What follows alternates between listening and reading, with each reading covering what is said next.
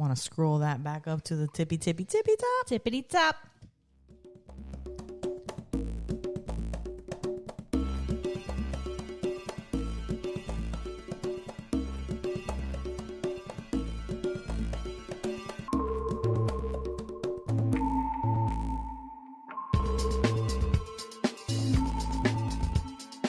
Oh, yeah, serio. You got something to smoke there? What's up? Yeah, I'm good. Okay. If you have arrived to the Pot Smoking Moms podcast, then you're exactly where you need to be. I'm Sunny D, along with my homegirl, Captain J. Hello. If you got something to smoke, I hope you're getting ready to smoke with us. And if you like our podcast, please rate, subscribe, share, and just, be friends with us in general. On all of our social medias. PotSmokingMoms.com is our website. You can find everything there. You can also become a patron.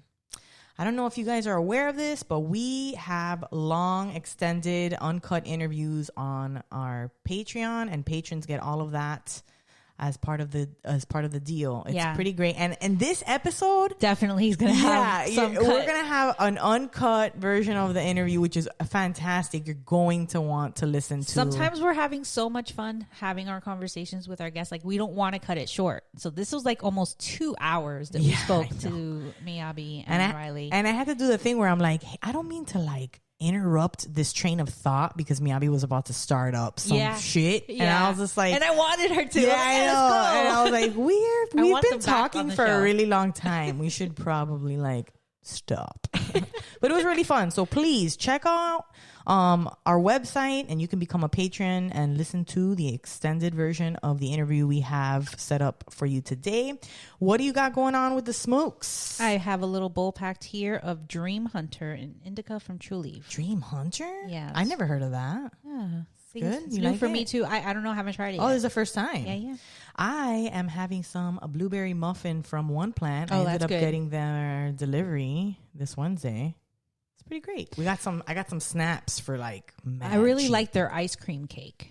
Oh, I got their marshmallow OG. That one's great. Which it's low THC, but it's a really good strain. I really like it. Yeah. So cheers. If you got them, smoke them.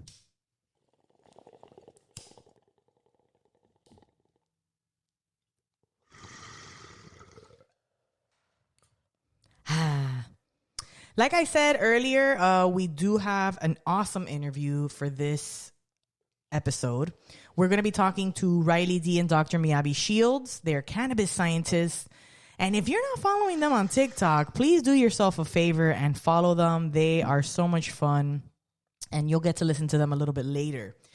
Also, if you're listening to this podcast the day that it airs, which is Wednesdays, we also do an Instagram Live Wednesday nights at 9 p.m. Eastern, and we will be going live with Riley D and Miyabe. So please jump on and check it out. Get a chance to ask these scientists any questions you have, anything that may have come up on your mind listening to the interview. Right, exactly. So you can do the asking of the questions. Oh man, I could have talked to them forever. It was really a lot of fun. We this past weekend was my older girl's birthday, Sloan. She turned 4. So cute in her little Space Jam cheerleader outfit, holding her pigeon. She is just... I want to eat her. Both of them. I know. And Sid was so funny with her little pigtails and her Jordan jersey. Cheese. Yeah, cheese. Always. Have you seen any of those videos where the little kid is really upset and you take out a camera and they turn around and they go, cheese? Yeah, no, that's very something she would do. That's Sid. Yeah. But it was really fun. We rented out the entire movie theater, which was something we had talked about a long time ago when COVID started. Yeah. And the movie theater started offering this as kind of like a safe way of going to the movies. Yeah. Finally, we got to do it, and it was really fun. It was awesome. I loved it. Since it was a new movie, it was what, $150? No, it was $200. $200 because it was like a brand new movie. Yeah, it was $200, but we can go cheaper for 20 guests. Yeah, but they weren't counting. And did we have more than 20 in there? I don't think so. I think when you count the kids. I mean, I think if anything, I think we might have had 20, but I don't think we had more than 20.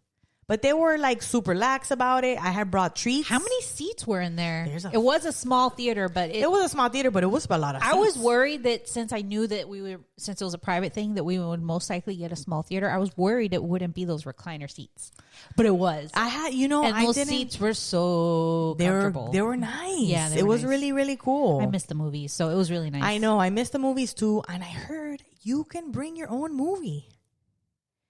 Like, how? They don't. I mean, maybe not that one. It's no longer film projectors. I'm not really sure. I'm sure they do. I mean, projectors you can have all kinds of projectors, but yeah, I know. I just always assume movie theaters still used film projector. Yeah, I know. But I don't know if that one does. But I guess I would love to do that shit with my friends, with just us going, and you could pick whatever movie you want and give it to them, and they'll play it. I think there's certain. I've heard that exists. I don't know if it's that specific theater we went to, but we could check it out and see. But even if we could pick they do classics too. A stoner movie. I know. Let's do a stoner mom's night, and we pick a stoner movie. We all take our vape pens. That would be so. Because we got the theater to ourselves. That would be fucking awesome. We could take our own snacks. I was really nervous because I thought they were gonna say some shit about. I have made little boxes for the kids. I saw. So I was kind of like, oh, if they say something, I'm going to be so mad. But my husband was like, they're not going to say shit. They did not. They didn't even. I thought for sure they were going to say they're like, oh, you're here for birthday? Okay, yeah, Theater 9. And we're like, oh, are you? Okay. Yeah. I don't know. Maybe they counted on the way out, but.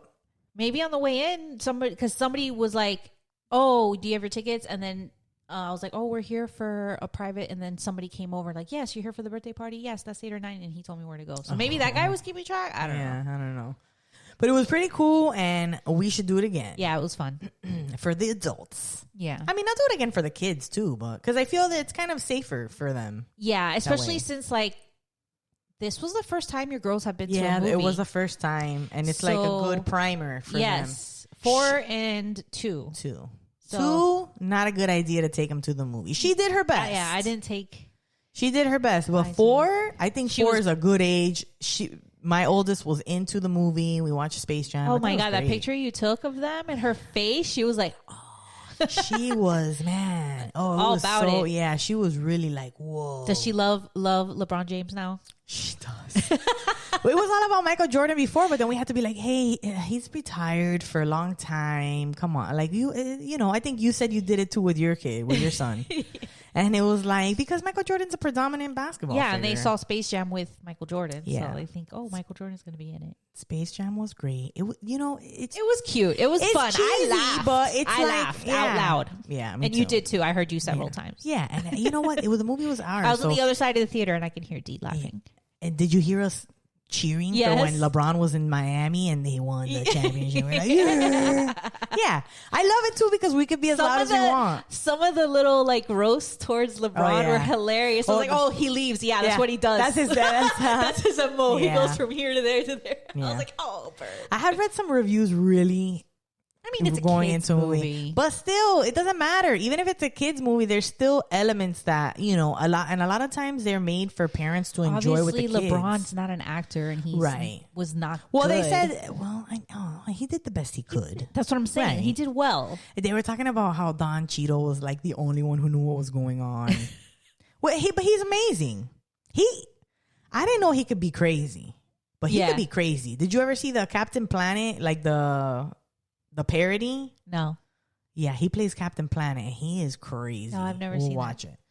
You have new developments too. Oh, your my house God, is not it's finally done yet. happening. It's finally happening soon. They will be breaking ground in my backyard for our pool. I cannot wait. Yeah. I was chilling and then Jack was at the door alerting me that somebody was there, but I was like, who the fuck is here? And I'm in my underwear and a t-shirt. And I'm like, he wouldn't walk away from the door, even though I didn't hear anything. They didn't knock. They rung my little Ring doorbell, and I don't have the app on my phone, and it doesn't have a chime. So I didn't know they were out there. And nobody alerted me that they were coming. And it was the pool company and an engineer from some company that oversees the pipeline, because I have a gas pipeline that goes along my backyard, and they just need to make sure that the pool's not going to breach that in any way and be nowhere near it and make the whole block explode, basically, because it's jet fuel that goes through there. Holy shit. Yeah, I know. After I realized that, I was like, holy shit. But it's, the pool's like super far from there. It's nowhere near where the pipeline is, but they still have to come and like put the little flags of where it is and like spray paint the ground where it is and like take pictures to show the city of Hialeah that it is safe so that they'll give us the permit to do doing it the right way. Yes. So within a week, I should have my permit, most likely a week. And then 2 weeks after that, they're supposed to start taking. I mean, based on the last experience with remodeling, give it a little leeway. I've been waiting for this permit since April. Yeah, it's coming. Just the permit. Just the permission. I know that start. whole thing. Yeah, that's why I'm like, a lot of times shit gets held up. By next summer, I should have a pool. Right, which is a good way to think of it. Because then, it's always hot here anyway. I'll have my hot bod by then. We start taking vape photos by your pool. Not your dad's Instead of my dad's pool. Instead of your dad's my pool. dad's going to be all sad. We could be chilling by your own pool. Your dad's we're going to catch your dad coming to hang out and do content over here on your pool. That'd be so funny if your dad starts becoming an influencer. And you and me are like, what are you doing? He's like, yeah, you're friends. They liked me. I have my own. I'm my own profile now. Oh man, the ladies do always ask me when they see him, who's that? That's my dad. I know. There's a couple of listeners who are like, oh, I remember her dad. Yeah, I know. I can hear you guys. He popped up at a live. They're like, ooh. Yeah, I know a couple of ladies, specific ones who are like, ooh. Hey, this is the moment you've all been waiting for.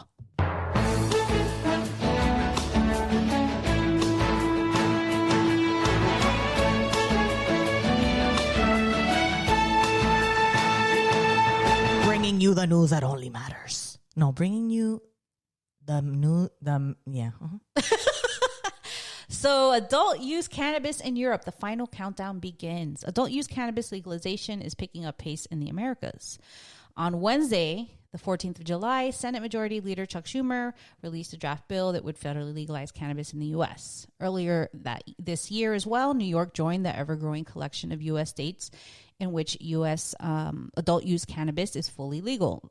Last June, Mexico's Supreme Court ruled that the government should legalize the recreational use of cannabis, bringing the country a step closer to becoming the largest legal market for adult use cannabis in the world. In Europe, it's still lagging behind. For now, there's no country in the EU that allows the legal production, commercialization, and consumption of adult use cannabis.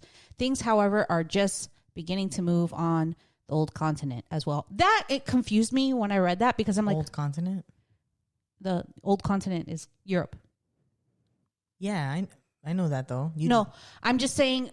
No, because the Netherlands, like everybody knows Amsterdam. That's what I was about to ask. I was about to ask, isn't Amsterdam That's in Europe? What confused me when I was like, where's Amsterdam? But I guess they're saying legal production and commercialization. Like you can only, I think it's legal for you to have cannabis there and you can only go to like the coffee shops and they don't sell like for you to just take. You're supposed to consume it there. Yeah, and they can't sell more than 5 grams. At least when I was there back in like the early 2000s. Damn, so you can't even buy it and take it? I mean, I did. Whatever I didn't smoke there in the coffee shop, they don't sit there and watch you. But they don't sell it like they do. It's not a dispensary. Exactly. It's like it's a cafe, and you go have your dessert there, but you have a little coffee dessert left over, so you take the leftover. It's a doggy and that's bag. why they're not allowed to sell you like any more than 5 grams. Oh, yeah. So when I was like surprised when I read this because I was like, what? But Amsterdam. Yeah, but then I guess they mean like in a larger production scale, like like a professional. Well, there are a few governments that are taking the first tentative steps toward legalization legislation that allows for adult cannabis use, at least on a trial basis. June saw 2 political parties in Portugal, Left Bloc and Liberal Initiative, each present proposals for the legalization of adult use cannabis. The outcome of the debate was an agreement that both bills be sent to the Health Committee for a period of 60 days, during which public hearings can be made, amendments presented, and negotiations carried out before the deciding vote takes place in Parliament. Luxembourg, Switzerland, and the Netherlands have all passed regulations to get the ball rolling in the legalization process. In Switzerland and the Netherlands, new laws allow for the initiation of pilot schemes wherein cannabis can be legally produced, imported, and distributed to registered users. It's likely that these pilot projects will be underway with products on shelves within 1 to 2 years. This will make the two countries the first to de facto allow for a fully legal supply chain for adult use cannabis. Wow. If the legalization process continues as expected, Portugal, along with other European countries like Spain, Netherlands, Luxembourg, Germany, Switzerland, and Malta, may be on course to introduce legal access to adult use cannabis within the next few years. So, what will be the effects of legalization? The potential effects of legalization of cannabis in Europe are far-reaching and significant from an economic, social, political, and medical perspective. The opportunities created by legalization can be transformative. So, I don't want to read the entire article because it basically goes into each of those areas and talks about how it can be a commercial boom, how it'll have a plethora of medicinal uses. Yeah, the same thing that we're talking about here, basically trying to get the ball rolling in this general world countrywide use. So it just seems like all around the world they're finally opening their eyes to just allow cannabis adult use. Yeah, because at this point, shit, and after the pandemic, like, fuck yeah, please, let everybody fucking heal their trauma from the pandemic with a little bit of weed. The world has Jesus. PTSD right now, people. Yes. Like, we need cannabis more than ever. More than ever. Smoke weed every day. That's right, Nate Dogg. Every single day. So, yeah, speaking of cannabis and the world stage. Cannabis takes the world stage at the Tokyo Olympics. Huh. For the first time in the Olympics, 125-year modern history, elite athletes are being open about their use of cannabis products to prepare them for the world's biggest stage in sports. Leading the charge is Olympic gold medalist and U.S. soccer women's national team star Megan Rapinoe, who incorporates CBD into her training routine using products from Mendi, a company founded by her sister Rachel Rapinoe and Brett Schwager. Mendy's founder started the company to create a brand of hemp-derived cannabidiol. CBD. Cannabidiol? How do you say I that can never word? say it right. Cannabidiol. Cannabidiol. Cannabidiol. Product, CBD, bro. CBD, bro. Pre-CBD. Products that provide athletes with natural wellness solutions to keep them recover better and perform at their best. Yes. And while Mendy has assembled, well, I don't even want to get into the the brand. The whole Shikari thing with, they mentioned her later in the article. They do. Yeah, they do. Some of the team of top athletes is brand ambassadors. The company hopes to tap into a market of consumers looking for a more natural approach to health and wellness. We really believe there's a movement and a flood of people wanting healthier alternative medications. They don't want what we typically have been prescribed in this country, whether it's over-the-counter meds, prescription opiates, sleeping pills, or various tools to help with stress and anxiety, Rachel Rapinoe says in a Zoom interview. So we want to give people the healthiest option to stay on top of their game longer, specifically positioned with athletes. The world, the natural world has so many medicines that we can be using. Well, but you know what, too? On top of that, I'm sorry, we never moved go away into big from that. pharma because that's another topic that really sets me off because of how crazy the markup is on prescription drugs that you can go to other countries and get for like way cheaper. But anyways, that's another topic. Besides Megan Rapinoe, Mendy's team of athlete ambassadors heading to the Summer Olympics kicking off in Tokyo this week includes hurdler Devin Allen, softball outfielder Haley McCleany, and WNBA champion and 4-time Olympic gold medalist Sue Bird, who is engaged to be married to Megan and will serve as flag bearer at the Friday Olympic opening ceremony. Oh. So CBD apparently is okay because apparently that's all about CBD and they're okay with that. THC is the one. THC is the bad guy. So, but while the athletes have been using CBD leading up to the competition, they will not be able to bring with them to Japan the gummies and topical sticks they've been relying on for relief from the stress and strain of competing. Given the regulatory environment that makes taking products made from cannabis, including hemp, across international borders risky and Japan's strict anti-cannabis laws, it's safer to leave their CBD regimen at home. It's a point Rachel makes clear during our conversation. Although cannabis is on the world stage for the first time ever, we're not saying that it's there in Tokyo, she stresses. What we're saying is we've been there on the journey to get these athletes to the world's biggest stage, and they've been taking our products every day for the past year or 2 years to help them with marginal gains.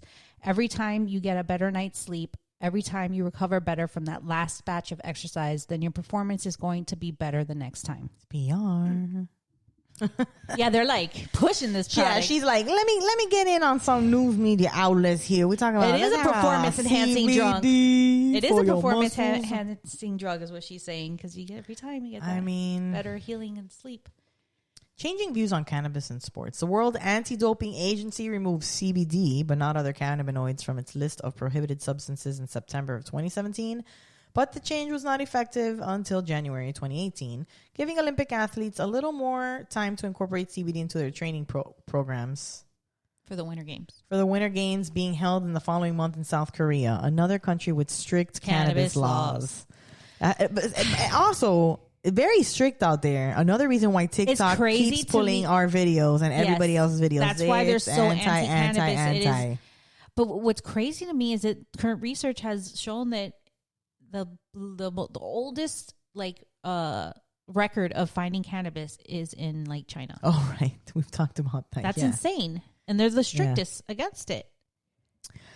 The legalization of hemp via the 2018 Farm Bill further reduced the perceived risk of using CBD for many athletes. THC, however, remains on the list of banned substances, as much of the world learned earlier this month with the unfortunate suspension and disqualification of sprinter and Olympic hopeful Sha'Carri Richardson after she tested positive for the compound primarily responsible for the high associated with marijuana. Rachel says that during her tenure as professional soccer player, she was often prescribed powerful drugs, including opiates, to help her manage the pain from many injuries she endured. Unfortunately, effective natural remedies were not available, a fact that didn't sit well with her. I come from a long history of drug addiction in my family, particularly heroin and opiates, she explains. So I have an interesting emotional relationship with drugs. Wow. I didn't even... Wow. With the change in WADA policy that allows athletes to take advantage of the benefits... Oh, my God. CBD. Megan says that she has... I'm not going to try saying that word again. Megan says that she has been using a variety of CBD formulations that help her stay at the top of her game. I have to figure out how to pronounce that word. I know. We're the worst. I'm just the worst at pronouncing words all the time. So no, it's just hard. That's a hard one. That's a super hard one. CBD has become part of my all-natural recovery system that I use throughout the day to help with pain and inflammation, stabilize my mood, and get better sleep. Instead of taking Advil or other pain management meds, I've almost exclusively substituted it with Mendy CBD products. I can't. Honestly, I'm sorry. I do not mean to harp on her because she's obviously has a good relationship. I do not take away from her the relationship that she has with these products. Obviously, they're doing better for her what other stuff has done for her. Yeah. And we see that regularly. But this is she is so trying hard to promote herself. So, but good for her. But oh my God. How about this part here? Should THC be okay for athletes too? I say yes. I think so. I mean, it is to me so interesting how we separate the plants when it is exactly the same fucking plant. It's so ridiculous. In Canada, hemp is cannabis. Cannabis is hemp. Here, we needed to make a whole bill to separate the CBD stuff from the hemp from the freaking cannabis, but it's it's the same thing, you guys. Same shit. It's so stupid. But yeah. So let me see here. It says Sha'Carri Richardson unfortunately wanted to use a healthier alternative to manage the stress that was going on in her life. And now she's banned from because reading this really kind of started making me mad because here this lady was like CBD, my CBD. And I'm just like, are you serious? What about Sha'Carri? She's not even trying to promote anything. She was just trying to heal herself. I know. It's so frustrating. But anyways, she wanted to use a healthier alternative to manage the stress that was going on in her life. And now she's banned from this year's Olympics, says Rachel. Every athlete should have the same access that every other Americans do to deal with the stresses of life, noting that existing policies are not working. Yeah, she was in a legal state. She had every right to be able to legally use it. I mean, she was in an adult use state? Yeah, she was in a legal state when she used it. Yeah. Which is why I don't understand. Okay, laws are laws, but you cannot always, it's not black and white. You have to use your best judgment and do the best in the moment for the situation. Every situation is different. That's why we have a whole process in place. I just don't understand why it's People think it's so like black and white. Cut and dry, yeah. Yeah. Megan also noted, hold on. We're expected to, hold on. Oh, here, right here, at the top. My bad. You moved it. I didn't know where the fuck we're at. At the top. Megan agrees, saying marijuana, THC, and all cannabinoids available to the public in many jurisdictions should also be available to athletes. Duh. We're expected to perform on the biggest stages and highest levels, yet we can't use all natural products to help us recover, she writes. It's not right, and these policies need to be changed to reflect where our culture is.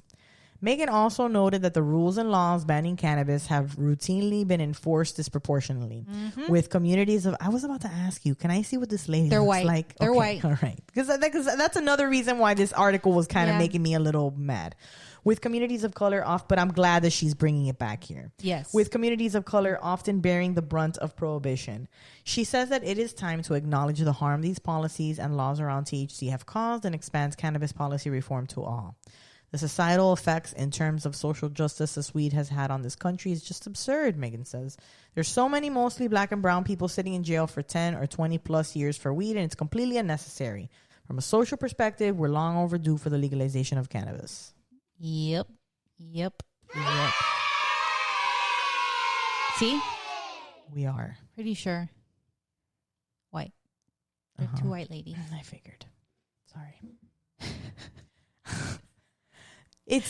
Look, okay, guys. A lot of times we prepare the stories in advance and we have them. We have them. We put them together. We have them. But we don't read them until we're recording. Not the whole things. I'll read half of it. But so that's why sometimes you'll hear us kind of interjecting, not knowing where the story is going and just going like I get my emotions get the best of me because they start reading and going, wait a minute. Wait a goddamn minute. Wait a minute. Wait a goddamn minute. Wait a minute. Wait a goddamn minute. And then, but just so that people understand that we don't really know where it's going sometimes. So we'll get there with our stories. So this next one, this is a little segment, really quick for you guys, but we can't let you down. I love you, Miami! This was pretty interesting. Yeah, this is funny. I was going through the stories for Florida, and I was like, I couldn't find anything. Everything was about COVID. Everything was about... Yeah, which, by the way, we are leading. Yes, that's what it was. All the stories are about how Florida's leading in COVID cases. We're number one. And all that. We're number one. The other stories were about... the collapse of the building still and how they, so I was trying to find a story, and I found this funny one. Okay, a funny one. I mean, it's interesting. So, Florida couple stars in Dirty Rotten Cleaners, a messy new A&E show. It debuted July 19th, includes episodes filmed in Clearwater, Orlando, Kissimmee, Lake Mary, and Jacksonville. Cool, yeah. So there's a trailer. Yeah, there's a trailer for it, and it looks pretty cool. It looks like along the same lines of Hoarders. Did you ever check out that show, Hoarders? I've seen one or two episodes.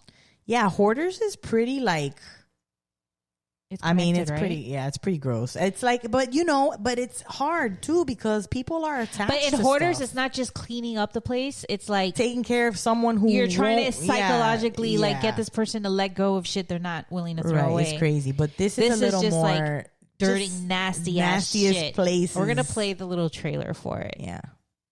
Oh my God! Welcome to Florida. Welcome to Florida. The beaches. Welcome to the Sunshine State. It is hot.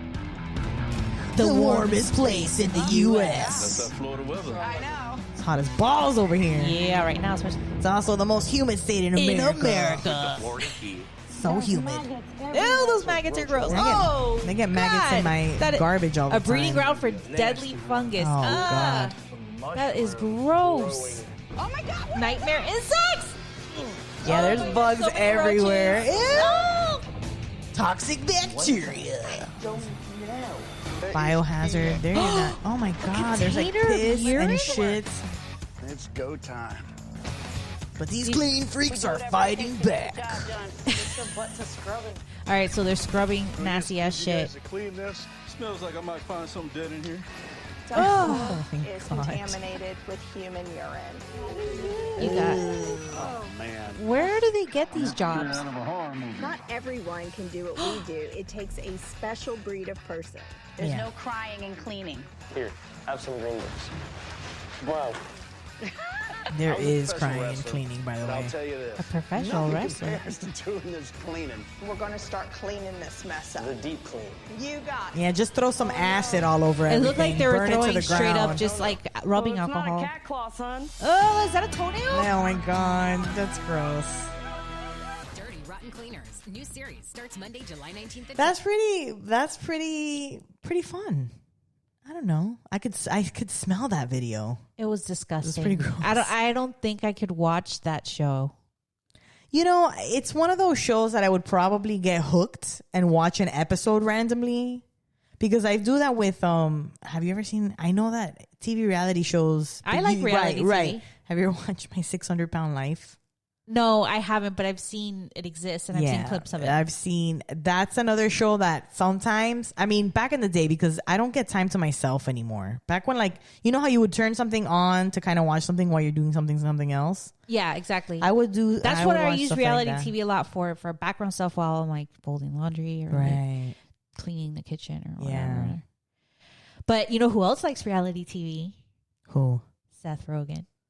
What do you mean he likes it? He likes reality TV. I was watching like a GQ interview of his, and like, you know, recently The Hills came back on MTV. The Hills is an old MTV reality Is it show. Heidi Montag or whatever? Yeah, I think it's them. Yeah. I've never watched it, but I saw that it came back, and he was like tweeting about it, like Oh, Jesus. because he was watching it and tweeting that like what was happening, like happy that it was back.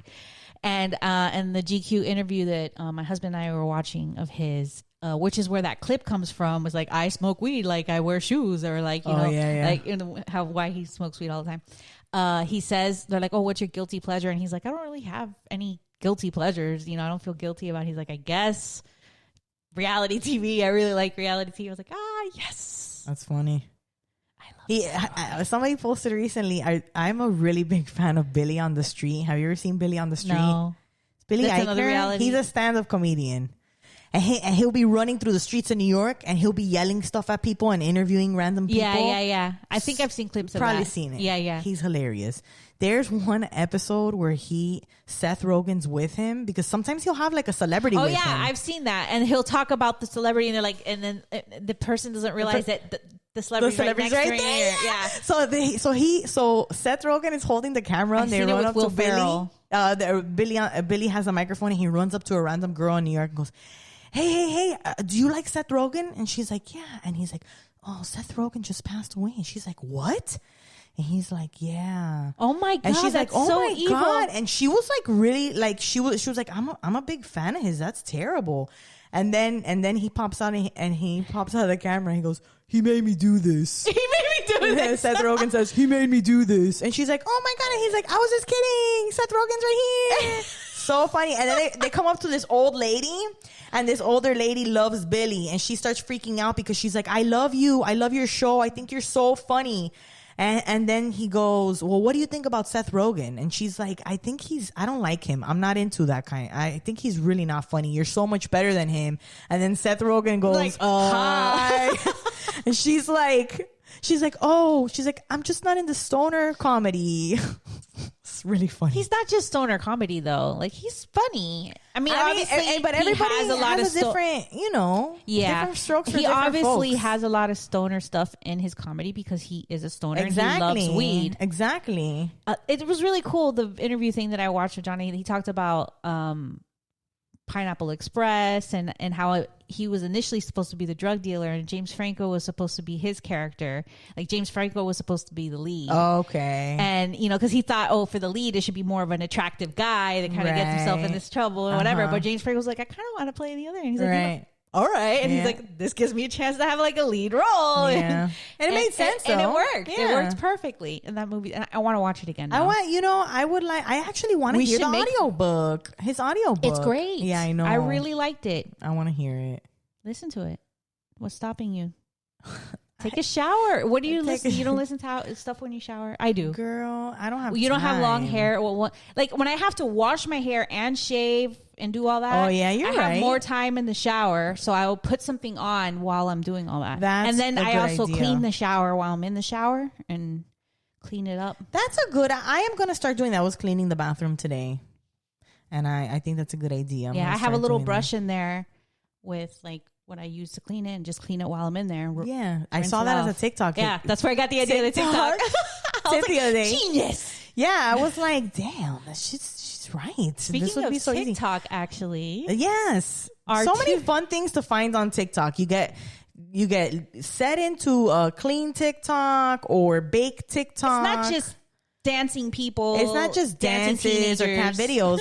We had the people we interviewed, Riley and Miyabe. We found them on TikTok. Yes. A lot of you guys love sending us TikTok people you find too, and I think maybe somebody might have also suggested. Somebody suggested Miyabe. Oh, and I was like already on it. Already, you're like, I already did it. I already did it. Because when I saw that they started working together on projects, when I saw them come up magic. on my For You page, like I'm scrolling my For You page and I see them in a video together, I was like, oh my God. Yeah. And they were doing that survey trying to see how many people don't feel the effects of edibles, and you were answering the question. And they go over the survey results with us in this interview. Yes. And so these two young scientists are on TikTok trying to change a stigma around cannabis, just putting in the work like us too, in a different way. Riley and Miyabe met up for coffee and they led up to some stoner science sessions. And the combination of Riley's knowledge of plant medicine and Miyabe's knowledge of the ECS endocannabinoid system provides endless opportunities to go deeper in the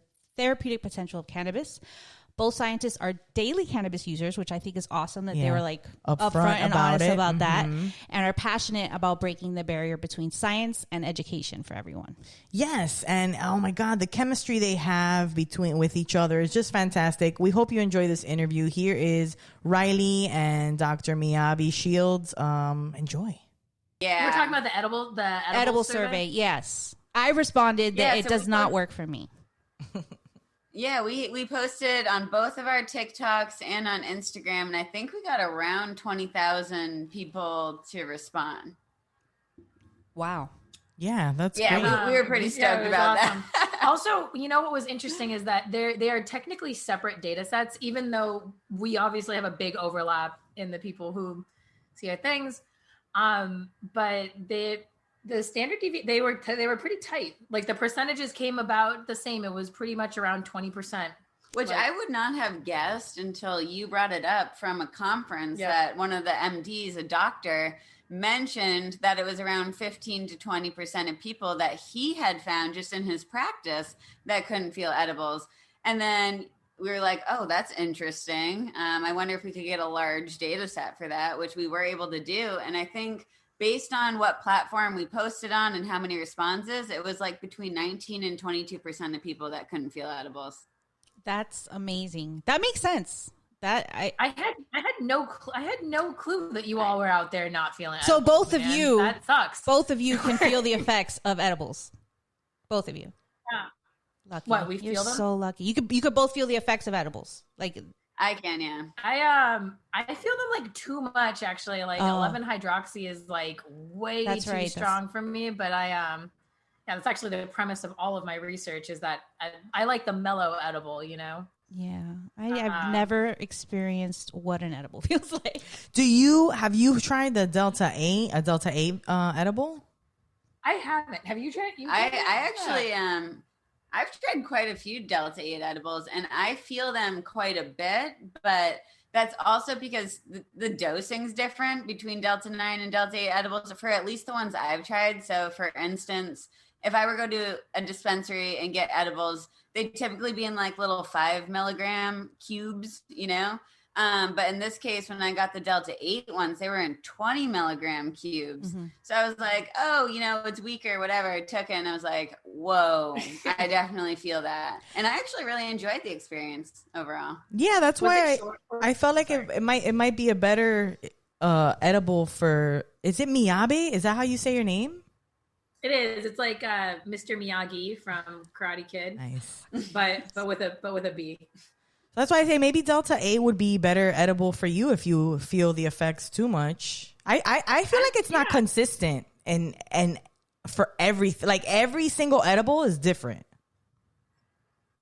Interesting. Yeah, I definitely I'm interested in Delta 8. I smoke a lot of hemp weed, so I definitely take Delta 8 because it gets created, but only in like a small. I think it's like ends up being like less than 2% or something like that. But if you smoke hemp weed, then or hemp cannabis, So I've definitely tried it, but not like on its own and like concentrated. I'm interested in it. I also just like smoke regular weed too. So that actually, I like speaking of actually. can I think we I'm gonna take a hit? of this bong? I just like, Yay! cheers. We have this. Okay. So how did you guys come to work together and meet? Probably TikTok, right? Oh, it's right there. Sorry, I got it. Oh, sorry, we're listening. Sorry, what was that? How'd you guys start to work together and meet up in real life? Oh yeah, this is kind of a funny story. It's a funny actually. story. Well, we met on TikTok. Yeah, we met on TikTok. That'd be what our book would be called if we wrote about. Our book is going to be called "We Met on TikTok." I don't think so. Let's. Okay. All right, I veto that one, but no, it makes it sound like a weird modern love story. Okay, You're right. So I think. All right. So, sorry, I'm just fixing this. So, when I started doing TikTok, I like didn't really know what I was doing, and I made like a little video, and I was like, I guess I'll post it on Instagram. My company had a product going to market, and I had no social media whatsoever. Like I didn't have any social media, nothing. And I was like, I should have some social media because like if my product goes to market, someone should be able to like Google me and know that I'm a scientist or whatever. And I was like, I should educate too. And so made a TikTok. And then you know how the algorithm works where if you make something, it will show you things that are like you. Mm-hmm. So the third video that came up on my TikTok was Riley talking about G protein coupled receptors, which is the type of receptor that the CB1 receptor is in the brain. And talking about like downstream signaling pathways. Basically, GPCRs are the biggest class of like drug targets for any drug. And it's a very common thing, but to find it on TikTok. But you don't talk about it on social media. I've gotten a lot of shit for making a video about GPCRs. Everyone's like, Riley, what the fuck were you thinking talking about GPCRs on TikTok? And then meanwhile, I'm here like, what? This is real life. Like I need to figure this out. Follow. Instantly follow. So then we got tagged. We got tagged in a bunch of things together for a little while. Actually, for a while, it was just kind of like, oh, I like blah, blah. I don't know. People just tag us together being like, what do you think about this? And blah, blah, blah. And then something happened. Oh, my account got banned. My first account just got shut down with like no warning. Like I didn't get like any, it wasn't a I just opened the app one day and it was totally gone. And I was like, well, that sucks. Like, I don't know. That was a bummer because it was like, probably because I was talking about cannabis. It might have been because I was talking about psychedelics. It could have been. Could have been that. TikTok really doesn't like psychedelics. So no psychedelics on the new account, only on Instagram. But like, then I made a new account. I was like, you know what? Don't get depressed. I guess I'll just have to do it again, like start again. And I thought, if I'm going to do it again, maybe I can do it better. So I went to Riley's page and basically stalked you. Nice. Just like internet stalked her, watched like at the time like 70 videos and was like, okay, she smiles a lot. She was like, taking notes, smiles, bright lighting. 100. No, 100. I was like 100. I was like, she smiles a lot. She cuts her videos. They're not all taken in one take. Oh, like, I can't. Are you kidding? I mess up like every 7 seconds when I'm recording. I'll like repeat a word twice, and I'm like, I'd never do that. Why am I doing that right now? It's like I get camera shy in front of myself. Dude, for real though, you're looking at yourself like surreal. I don't know. It's just like I get it. It's weird for me too. I can't do it. On the internet, you're like, well, that's my face. And hundreds of thousands of people are following you and looking at your face. Yeah, I got it. But yeah. So then I was stalking Riley, and in the process of stalking Riley, I found there's a video about your thesis on there, and about how Riley was researching plant medicine, like making a natural medicine library. And I was like, well, that's incredibly relevant to my research at my company and what I do. On top of that, I'm a structural biochemist. I studied the endocannabinoid system. So it's like the completely opposite side of. But we have the same degree, which is quite interesting. Yeah. We're both like pharmaceutical sciences, and then we specialize in different stuff. So it really helps not having the exact same specialty, because I mean, how much value do you really add when you're both really hyper focused on the same thing? Exactly. Yeah, I so can't even just want to see what a session is. Like, be a fly on the wall just to see you guys go off on your topics. We probably wouldn't understand half the things wouldn't, they're but it saying. would be We'd so. like, I would be what just are all like those words? Yeah, but you could tell how they're like have such good chemistry that they just feed off of one another. It's really just sorry. We go live together sometimes. Oh man, yeah. Oh, I gotta catch one of those. And we kind of went on this tangent, and we didn't really realize it. We were just talking like this, and then someone commented like, "It's like they're talking another language," or something like that. Yeah, we went deeper in so sometimes it's like when we're on social media, I think that like it's really important when we're educating at least to you do it. It's when we're educating, I think it's really important to stay surface level and to make sure your audience like understands. And I think that's something that is easy to forget when we're just kind of like talking. And so when we go live together sometimes, Jesus, when we go live together sometimes, it's like, it's just like when you forget about it and you're just going way too deep. And it's like, so like for GPCRs, for example, like we probably shouldn't be talking about GPCIs. Like, let's stay away from that topic and just talk about the CB1 receptor. But at the same time, I think some people are really interested in that level and like want to know the deeper side of it. And I think that's where like it is unique that we're like complementary. And I guess I need to wrap up the story of how we met on TikTok, but I reached out and then it was at the end of COVID and then we met up and then you can take over.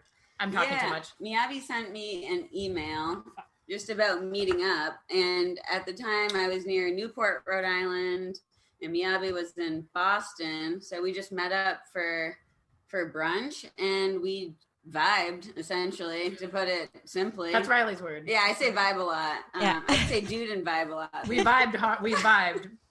It was like an hour and a half long conversation about nothing like actually related. Actually, it really wasn't really related to cannabis at all. We didn't talk about science. Well, we talked about science, but it was more like the abstract application of science in terms of like humanity's place in the universe. Oh, you're right. It was deep. That is deep. Sorry, is this like crazy? I love it. I really, really do. I do enjoy just seeing you guys kind of like go back and forth amongst yourselves. It's like nice. I wish I was in Boston. Come visit. Boston is nice. I would not mind going to My Boston. best friend went to college. She went to Emerson College, so I used to visit her when she was out there. It's real nice. Oh, that's super close. We're like down the street from that. Like, I'm good. It's pretty roachy. So your company is Smoke and All, right? Is that your company, Miyabe? So it's the product. So the company is called Real Isolates. Okay. And it's a research company. And it's a play on words. We don't deal with isolates, but no one gets the joke. So it turns out the joke's on us with that one. But we research like the rare formulations that are in cannabis smoke because both me and my business partner like prefer smoking. And so Smoke and All is the product that's like a new type of edible that is like more comparable to the effects profile of smoking.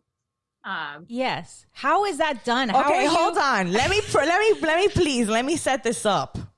Okay, because we were going back and forth. I was like, how? We were reading about it and going back and forth on what we thought the process was. The extraction. She might not be able to say because it might be proprietary and we might not be able to like know about it. But Jay over here thinks that you're smoking it and then grabbing. No, producing smoke. Not that producing they're the smoke. It. They're producing the smoke. Right. And then like capturing it and somehow extracting from that smoke the cannabinoids that get you, high. I think that's the idea, but I don't think that's the process. I think it's got to be a little different than that. I don't think you're I was a fly on the wall for when you guys were first talking about that. Same. I want to hear all your thoughts about it. Like,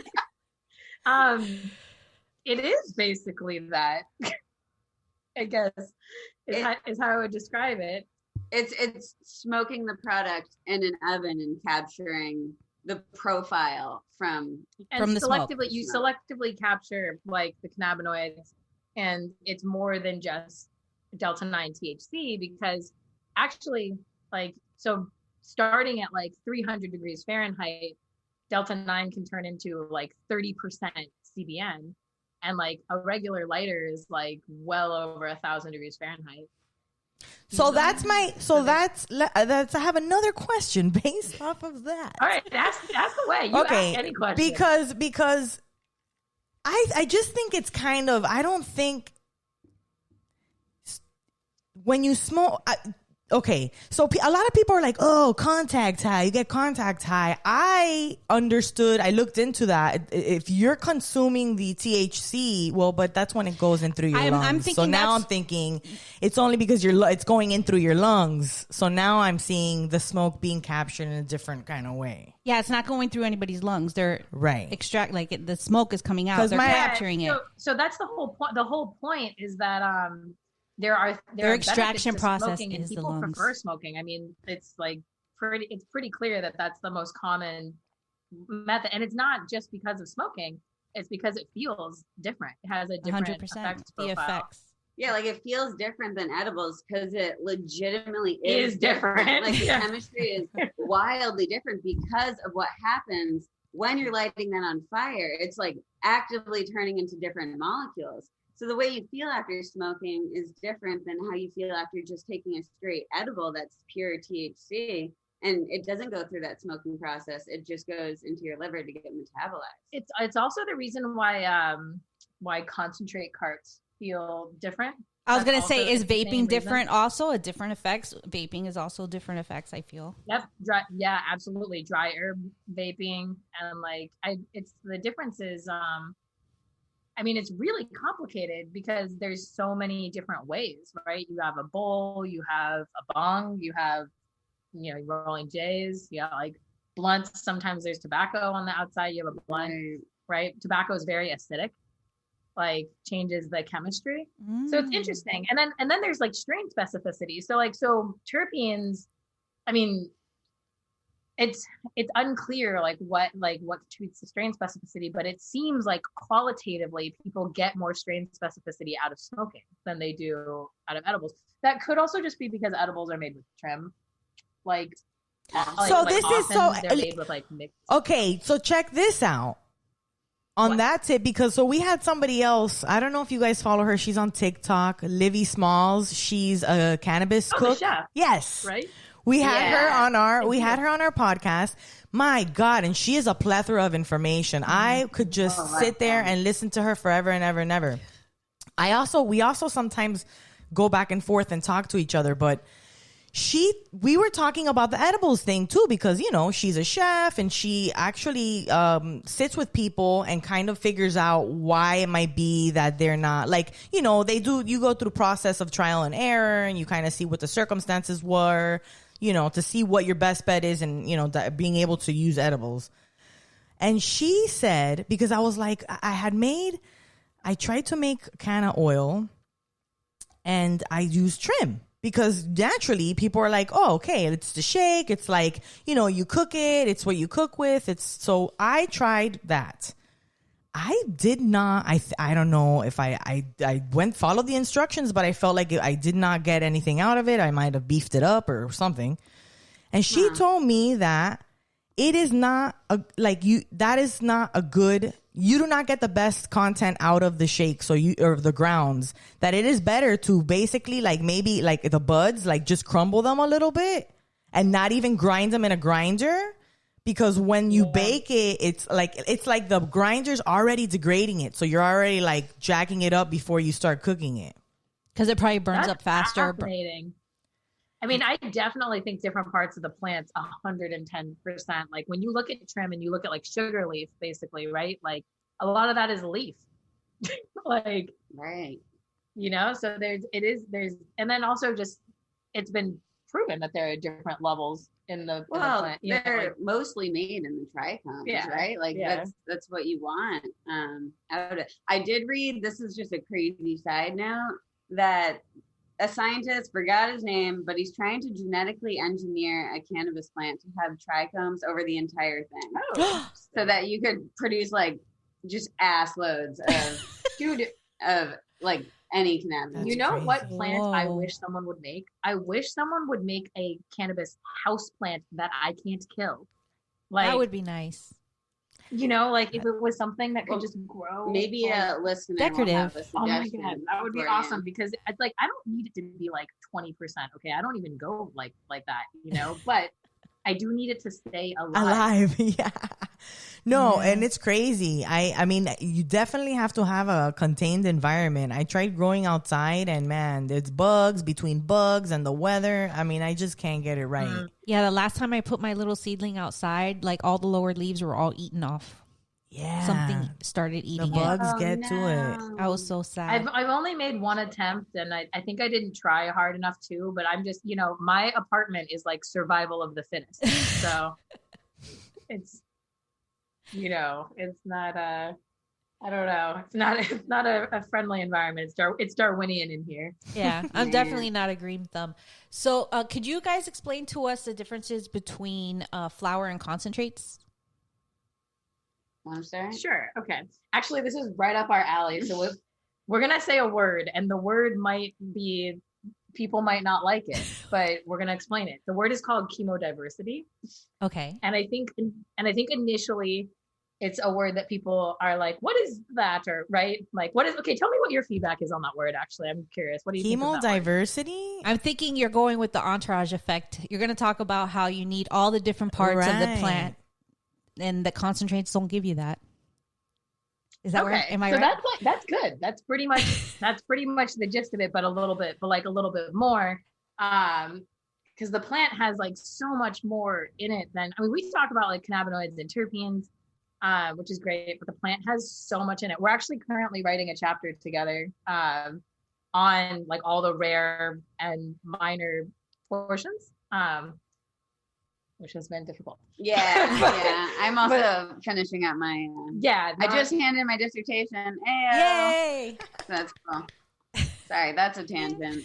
Had to say it. Congratulations. Thanks. Like Congrats. I say, that's freaking awesome. It's like, it's an amazing time. I think the amazing thing about it is that you don't feel like it's going to end ever. Like you're just in this tunnel. I where hit send and I was like, what the fuck do I do now? Is it- I was like, that was insane. That was unbelievable. It was years all of your life. consuming. Oh my Yeah. god! I have a TikTok idea for you. Have you heard that sound? That it's I think it's from Night at the Museum, where it's the what's it called? This comedian saying like, oh well, you know, like congratulations, this is like the next step of your life, and then Ben Stiller's kind of like, oh man, I don't know what I'm gonna do tomorrow. I'm gonna send you the sound. I feel like Yes. the premise of what you just said of hitting send and that whole feeling, I think it ties into I that can't sound wait. very well. But it's crazy. I mean, you feel like you're climbing for so long and then you like touch the top. But I mean, I still need to defend. But this was definitely the like. But doesn't the it very feel difficult great? part. Doesn't it feel like? I'm assuming. It feels unreal. it's also crazy to see because you're writing it all up, and so you're literally writing up the previous 5.5 years or whatever. Yeah. I don't know how long but you're writing up in this really formal document, like a formal report, essentially, of like this giant chunk of your life. Of your Oh, wow. life. And there's It's all this a like journal. there's like emotional things attached to it. You're like, I cried that day. Like, Oh I my don't know. At god, least for I me. bet. Like, Yeah. Holy cow, I'm Oh, sure. congratulations. Yeah. What an Man, accomplishment. though, concentrate. Yeah, Okay, yeah. yeah, Flour wait, and sorry, concentrates. geez, sorry. So No, that was my bad. we're talking about chemodiversity. This was a tangent. That was one. I think it's worth. It's okay. it, though. They're great. So They're anyway, great. the main difference has to do with the fact of how they're made. Let me just explain how they're made. Actually, that might be easier, right? Yeah. So like, you have flour. You take it and you extract it. Usually people use like a solvent of some sort, which means that there is something that the cannabinoids get dissolved into. Ethanol is a common solvent that's like drinking alcohol. And like if you were making tea, water would be your solvent. Yes, You'd be yes. extracting that tea bag and water is your solvent. Perfect. Yeah. So it's similar. It's exactly like that. You're leaching it out of the flour and then you spin the flour down to get all of it. And then you take that solvent off, you remove it.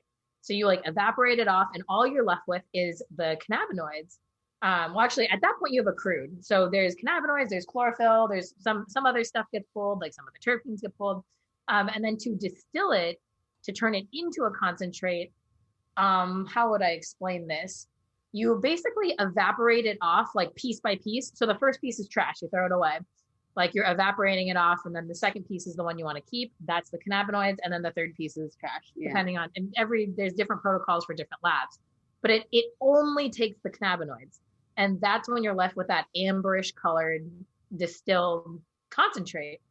So it is only, since it is only taking the cannabinoids, the way it works is it takes a window of molecular weight, is what I would describe it as. So a certain sized molecule, basically. And it cuts out everything else. Yeah. And then do you want to talk about then the difference for chemodiversity, plant chemodiversity? Yeah, I mean, so the plants aren't going to just have what we just like made in that very narrow window of compounds. It's going to have so many others, even things like chlorophyll and just things you don't even think matter. But these different classes, the terpenes, they have specific, benefits for our body. They interact with our body in a specific way. And then you have the cannabinoids as well, and they're interacting with different receptors in our brains, causing different medicinal benefits. But even the things we don't even know the benefits of, it's all in that plant. We have, I don't want to say redundancy, but no, redundancy is a good way of describing it, because it's okay. So certain things in the body, it's not about how much of one single thing it is, but it's how much of like a number of the same class of. Is that a good way of describing it? Like they're all a little bit different, but they're similar enough. And like there's a threshold with like certain aspects of the body are not specific to molecules. They're called like non-specific interactions, and they occur all the time. We just don't talk about them. Like they occur all the time. Like alcohol is the perfect example. Like drinking alcohol is a non-specific drug. We don't have a direct receptor for it. It causes like changes all over the place. You know what I mean? And so that's true of other molecules too. Like actually I had a question. Do you think that the fatty acids that are in plants are essential, or contribute to the bioavailability better because they are from the same thing, or do you think it's worse? Oh, that's a tough one. All right. No, I would say it would make it beneficial if you're introducing more lipids into your formulation, essentially, and you're putting it into your body. It will go through the lipids of our body easier. Well, so the reason why I asked that is because crudes really work well. So a crude extract is when it hasn't been distilled. So that's like RSO, Rick Simpson oil, is a crude. I don't know any other crudes that actually homemade edibles are all crude extractions. People who do like butter, How about rosin when they press it? That's, what would you call that? Rosin presses? Yeah, when they just, that extraction process. That's like 50. That's very close to in between, actually. Yeah. Because that's very close to in between. Rosin doesn't use any solvents, though, right? It's semi-specific. Like it is semi-rarefied. Yeah. The word that a rarefied extract. Yeah. So it's less complicated than. It's less complicated than the complete crude, but then it's not quite as isolated as the distilled cards. Interesting. Yeah. I've never thought about rosin that way before. So even concentrates are. So even concentrates are all different, right? Because even the way that they're processed. Yeah. And if they end up being like 85% plus distilled down to THC, they are both different depending on the process and the same, if that makes sense. Yeah. They're more the same than flower to flower, I think. Yeah. I think. I mean, yeah. But if you're extracting, if the concentrates are coming from the flower, essentially, I mean, the cannabis concentrates are also going to vary because you're getting it out of the plants that are all different anyways, no? But what they're saying is that there's other things other than cannabinoids. Higher levels of, I don't know, CBC or something like that others or don't. THCV and like things just like little things. And sometimes, so those things, the rare and minor cannabinoids, like they're present in like small amounts, right? But it doesn't, just because something's present in a small amount doesn't mean it doesn't contribute to the overall like effect and experience. So that was I guess my question about the lipids was because for crude extractions, they contain lipids often. Like they often contain the fats from the plant. So the plant has like stearic acid, like the plant has a bunch of different fatty acids, just like we do, right? Yeah, and if you remove any part, if you're making a concentrate or you're making an other product that you like remove part of the extract, you're almost always going to remove like that section. So it's fatty. So it's like a fatty section because the cannabinoids are fatty. Yeah. Essentially. Like whenever you pull, so think about it, like when you're cooking and you're making cannabis butter, like you're using butter, you're using oil, you're gonna use something fatty to pull it out. So it also dissolves like other fats that are like other fats that are in the plant. And it's interesting that Chef Livy, right? That she said that about the grinding of them and about I'm interested in that. I'm really interested. It is interesting. Like the structural integrity of the cell and how the structural integrity of the cell changes the profile of the fatty molecules that are pulled out of it. Was the thought that some of it was like possibly lost in the grinder, like that? But what I'm also wondering is, I'm wondering if the cell walls actually break. Do the cell walls break, and does that change the composition? Because as opposed to just from the outside, actually, when you're like, they wouldn't break, right? They would remain whole. And I guess I don't know. I don't know. I'm not sure if ethanol ruptures cell walls. That's okay. This is a question to be answered, to be continued. So many. Are you kidding me? This is the tip of the iceberg. Like we're getting into, I hope that within this next year, we find a way to finally get medical research on the way, because I cannot even, it blows my mind to think that this plant's been around forever and ever and ever, and nobody's ever been like, hey, maybe we should like, Yeah. We're making progress though. They're finally letting other universities grow cannabis or get it from like dispensaries, local dispensaries, just Ole Miss, which it's great that we had that resource, but it's even better we have let's not sugarcoat that. That resource was not an accurate representation of what was on the market and available to consumers. And so that was not, I feel like it is, I mean, I appreciate the work that was done. Yeah. Like, I'm not trying to say anyone was doing bad work here. I am just saying that actual flower was not representative of the flower that was being used like in the market. So like, that's really, that was really harmful to research in certain ways, because it's like, we're studying something that's totally different, pretty much from what's out there. So I'm super stoked on that. Like, so excited. And there's been a ton of extra research ever since the Farm Bill on the other cannabinoids and the rare cannabinoids. I still think there needs to be more, obviously, because I'm just like geeking out over it every time something comes out. But there's been so much more research. And also the other thing that's interesting is people always say like there's like, we need so much more research on cannabis. And like, obviously as a scientist, like I'm always going to be like, yes, for more research, like we need more research. But there's also tons of research on the molecular basis for cannabis in the endocannabinoid system for therapeutic purposes. There is so much evidence for the molecular basis for every single thing. Like someone tells me something that cannabis helps them with, and it's like, I can name you the molecular mechanism that it's literally intertwined with every single system we have. Every single system. It's the most important. Wait, well, we said this. We both agreed. Yes. Can you talk a little bit about the ECS? I don't feel like people like, I did not know about the ECS until we started this podcast, and I really got into the community, and it just blew my mind that this existed, and I had no idea. So I know that you're an expert on that, or you specialize in that. It's crazy. And I could not believe it. Honestly, I could not believe it. And I could not believe how shameful and like how guilty I felt about what was a medicine that was helping me, that has every way I could explain at a molecular level how it's helping me. And yet I was made to feel guilty and shameful, and like that I was a criminal, or like, right? Like, it's just, it was crazy. And then like after figuring it out, it's like, whoa, everyone should know this. Like, everyone needs to know it. And they're not teaching it. I think it should be taught in schools when they talk about the different parts of the human body. I don't understand how it's not.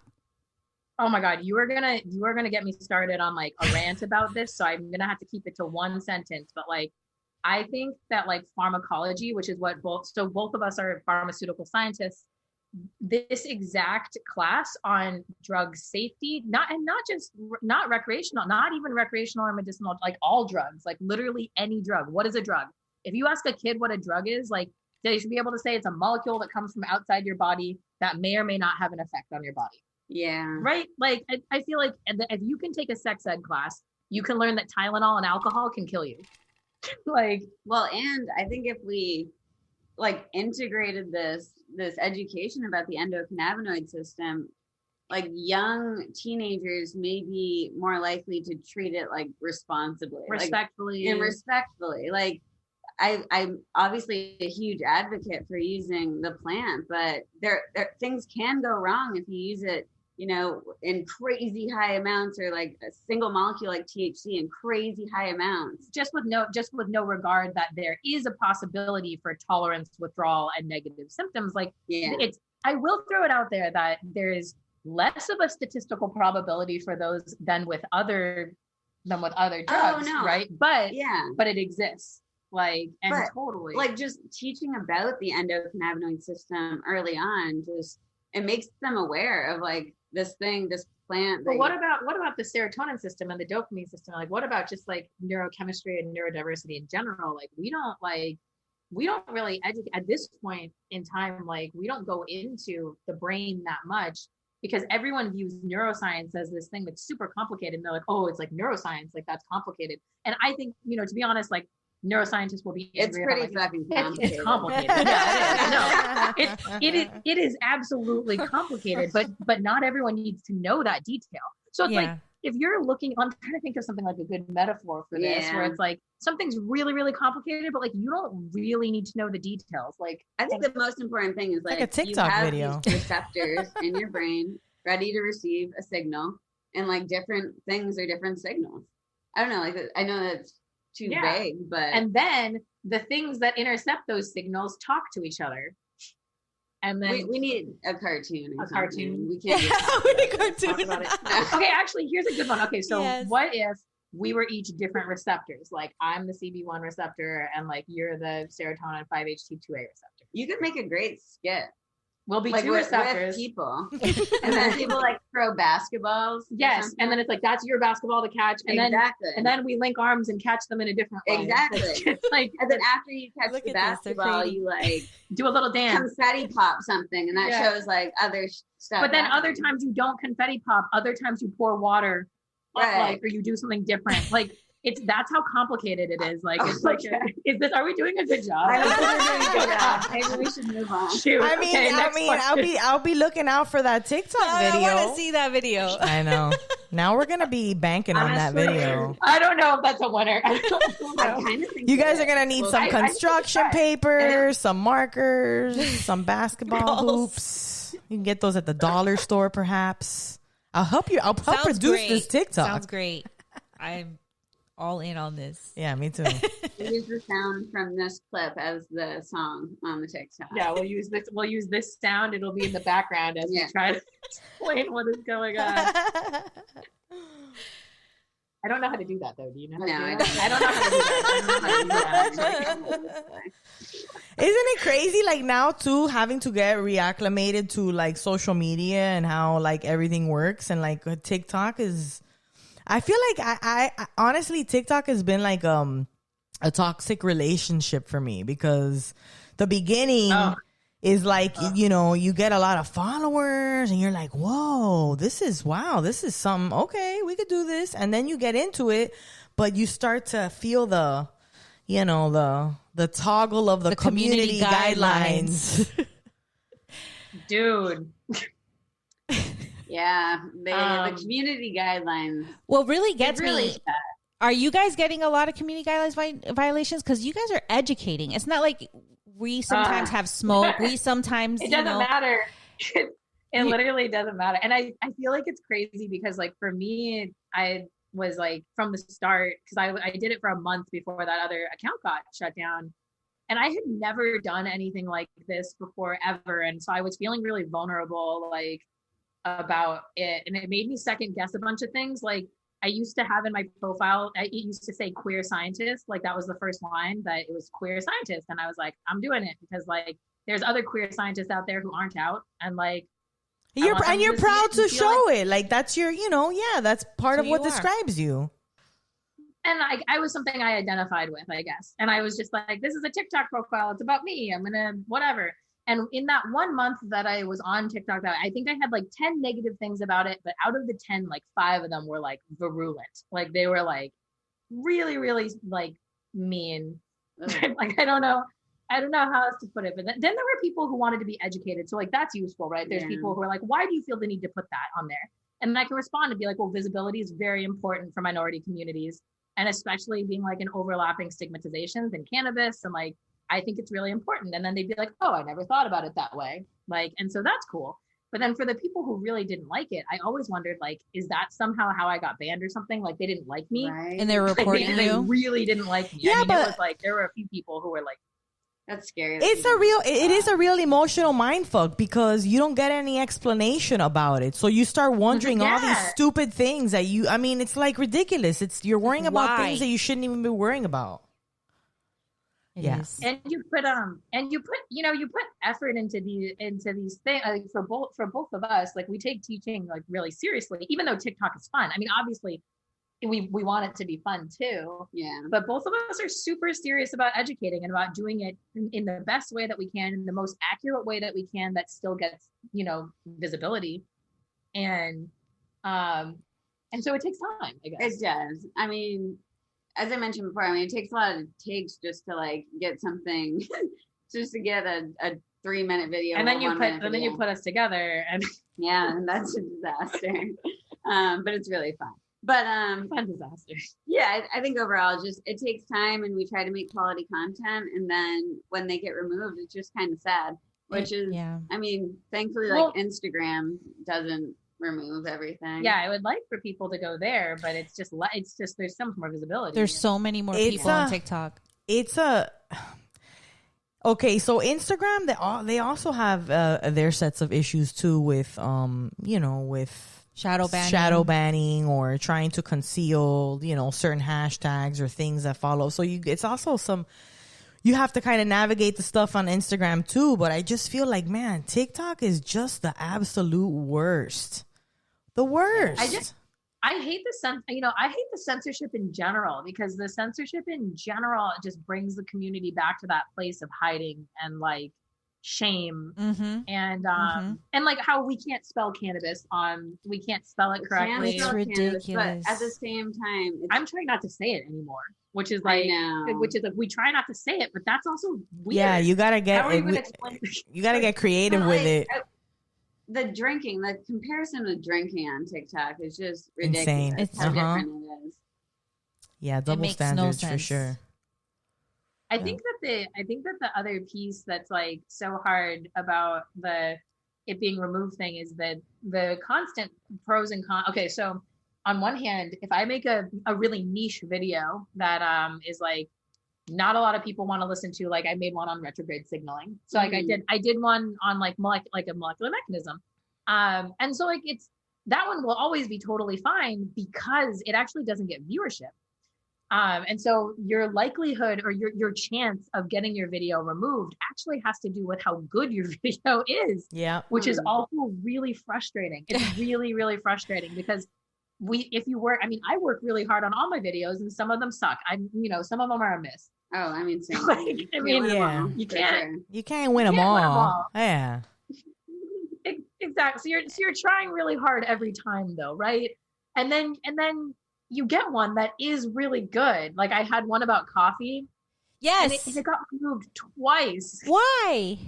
Although it's back now, so that's good. But it's crazy. It got removed and then it made it through the appeal and then it got removed again. Okay. And I was like, that coffee, a month later. That coffee and cannabis thing is really interesting to me. You said how it kind of counteracts Some, not a lot, because there are Which so would make many total women. sense. There's so many moms that's what they do. It's coffee. But and you know cannabis. It why? gets you through But the you know day. why? Because That's the like our cannabis that you know, because the weed gets you right and gets you vibing and gets you in the right place, and then the Coffee and then keeps the you going. coffee just keeps you going, keeps you focused, keeps you centered, keeps you creative. You know, it's like it's a romance. Wake and bake That's romance. the perfect way to that's the perfect way to describe it. And actually, this is a great way to describe what we were talking about with receptors. Actually, so coffee works on adenosine receptors. It blocks them, and obviously, we know cannabis works in the endocannabinoid system, so the CB1 receptors. So those are two different receptor systems, but the actions of them at the same time. Well, you and I would say they weren't, but that's like a whole other podcast. That's like. We have some out there theories, out there things, but that would take a while to explain. But right now most scientists consider them to be separate systems. And most scientists, those but scientists, not these two. What? You said most scientists, but I guess not these two. Yeah, well, yeah, but that's a whole thing. That's a whole other thing that we're doing together. Okay. That is we're writing a theory together. Yeah. That's which awesome. is gonna be we're pretty excited about. There's so many things. That was our first collaboration, wasn't it? That was the first collaboration. It was. That was interesting. Okay, so that's how it all worked out. So then we met up and we were having this. We never finished the story. We never finished the story of us meeting up and talking about life, and then being like, "Oh man, like that's cool." And then then I was like thinking about it, and I was like, "This would be perfect." I had this. There's this this thing that I've been giving. It's an abstract. It's like the theory behind the research that like my company does. It's the foundational theory of what I do and like why I do it. It's like a belief that I have in the plants and humans and the way that plants and humans interact with each other. And so I was like, it'd be so great to give you this presentation because your expertise is basically exactly what I've been looking for. I've given the presentation to like other botanists, geneticists, like analytical chemists, like other pharmaceutical scientists, synthetic organic chemists. Like I've given the presentation to a lot of different scientists. And then I was like, whoa, though, like I should give it to this scientist. But did any of those other scientists did any of them smoke? Yeah, I was so plenty. I mean, also plenty of scientists smoke, like PSA. Okay. Like, it's pretty common. Because I was about to say, maybe it's not that common. I feel like some people, unless they smoke or unless they actually partake in, in weed, they won't fully understand. Yeah, I don't think you can fully understand it. I don't know. Is that wrong of me to say that you can't study something and not fully understand it unless you partake? No, I completely agree. I also think that like understanding it on a foundational level of your own personal experience is the only way, in my opinion, one of the only ways to build true understanding of molecular mechanism. Absolutely. But that's because I think way too much about it. But I don't know if I didn't, I don't know how I would think of some of the things that I like make some of the connections that you make, right? Like, because you have that firsthand experience. Well, and just as you were talking about before, that like that perfect feeling of the coffee and weed interacting, and your brain is just like, let's go. Like, and this is awesome. But you're also chill. Yeah. You're also chill at the same time. But you can just feel like, you're in control. You feel the productivity of the coffee. You feel like that productivity going on. But then you feel the chill and the like vibe of creativity. And then coffee helps you execute. Yeah. So coffee helps you like be like, I'm gonna take this to the finish point and like finish something. Yeah, I think coffee helps with creativity too. Cannabis helps you start things though. Absolutely. So cannabis helps you begin like tasks, I feel like. Also, this is really abstract. We're like, back to a different question. So we were talking, wait, I know what we were saying. Then we're gonna write the paper together. That was the first thing. Your theory. And then we've kind of like, as per such, we've gone off on like a few tangents since then. It's always definitely. But it essentially all of us. Our collaboration started with our just like appreciation for this plant medicine interacting with our bodies and how we are actually, how it is actually unique. Yeah. Like it's really special connection. It's incredibly unique, and I'm a super spiritual person. Like I am. So I was raised Buddhist. I don't have any like major like religious affiliation. My wife and I say we're Buddhish. just ish. Because you take what you like from it and just apply that. And, you know. Right? Yeah. So my grandma raised me in like what's called like the lazy man's Buddhism, I guess.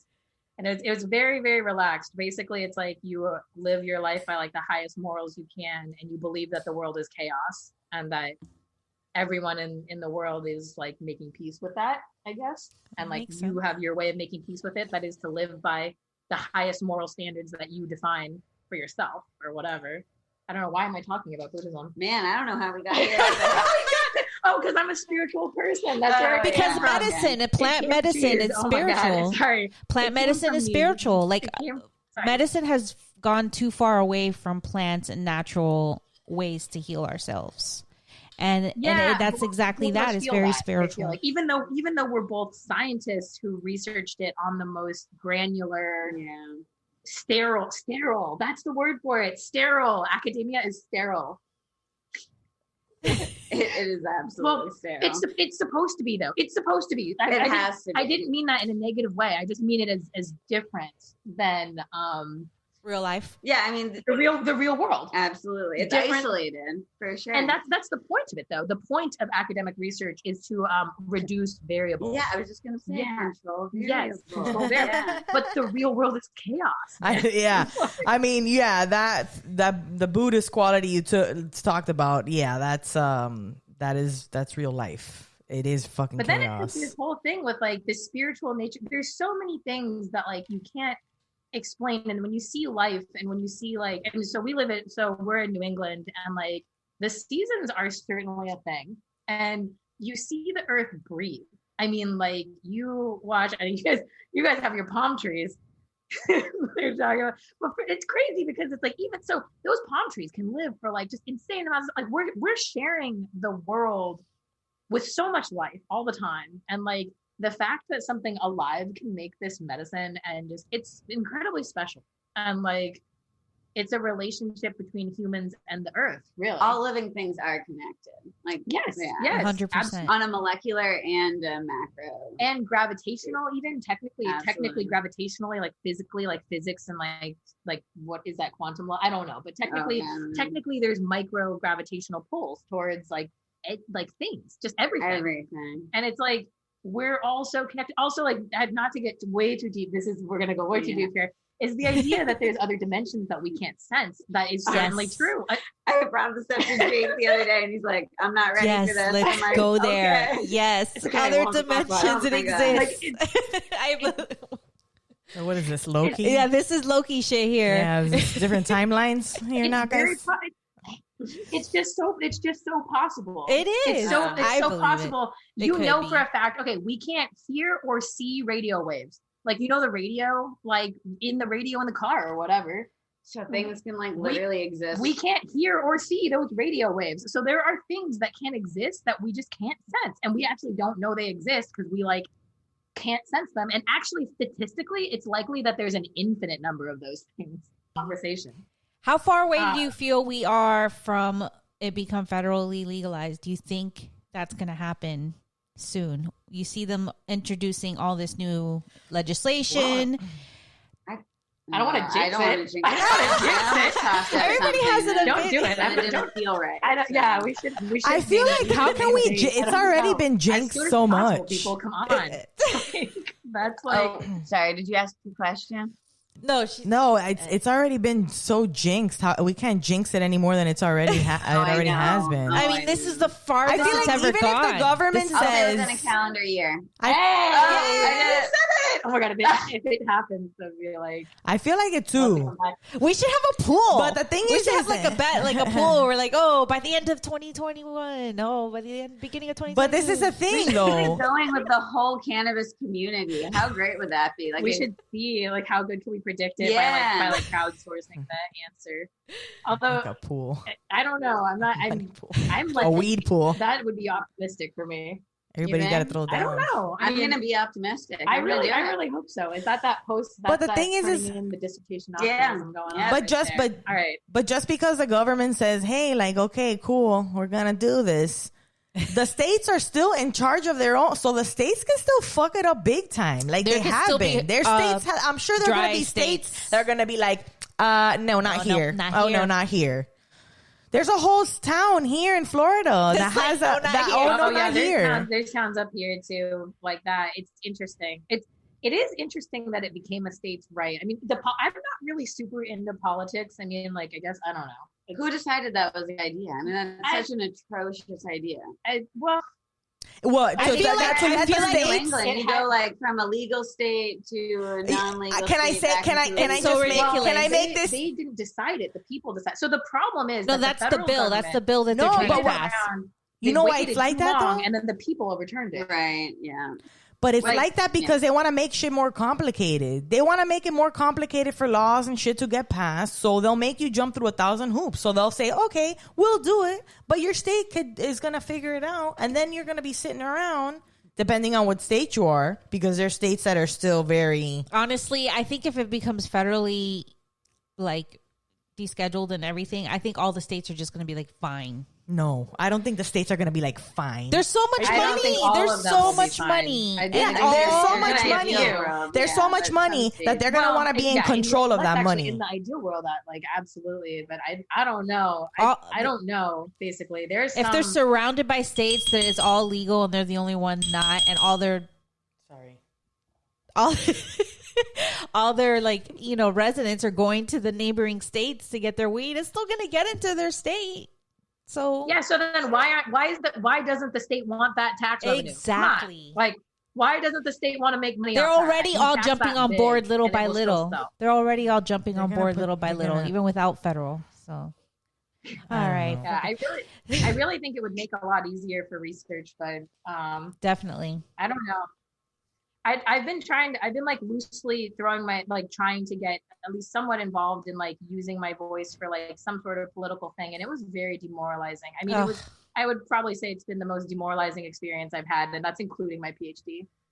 So it has been really tough talking. I was very naive going into it, being like, I will just tell them about the neuroscience. Yeah. I was going into it being like, I will just explain to them exactly the molecular. I have my notes. I know exactly how to get it through their head. I will show them that this is beneficial to humanity, and then they will listen to me as a scientist. They will understand the molecular mechanism, and they will do the right thing for the people. For the people. So what happened when you Well, nothing. Nothing happened. It was crickets. Yeah, it was crickets. I talked to pretty much every city councilor's team in Boston. I think like not every single one, but a good amount of them. I never talked to the city councilors though. I talked to their policy advisors, which is who they push people on, who they don't want to talk to. I think that's how I feel. That's at least how it made me feel as a voting resident in Boston. That I was made to feel like that. I showed up to a lot of public things and gave public disclosure and gave public statements and whatnot, and most of it just surrounding like medical therapeutic value and decriminalization to at least partially remit racial injustices and our economy. And it's interesting because it's almost contrary to me being in the cannabis industry, but I do genuinely believe like that's the right thing to do for society, and to treat addiction and to treat that as something that's a health concern and not a criminal offense. Like I think that it is a health concern, and I think it's been proven that treating it like a health concern benefits society. Yes. And benefits people. And then it also is proven that very specific types of people, that everyone for the most part does drugs, like across the country, right? Like lots of different people do drugs. All demographics. Yeah. But a very specific color of person is arrested for doing drugs, 100%. right? So there's that fact. That fact exists in the universe. And then it's another piece of this, basically. It's that we're looking at our system and we're saying that, something about this, which is what people argue, that why weed was illegal in the first place. It was just a way to lock up people of color, made it easy.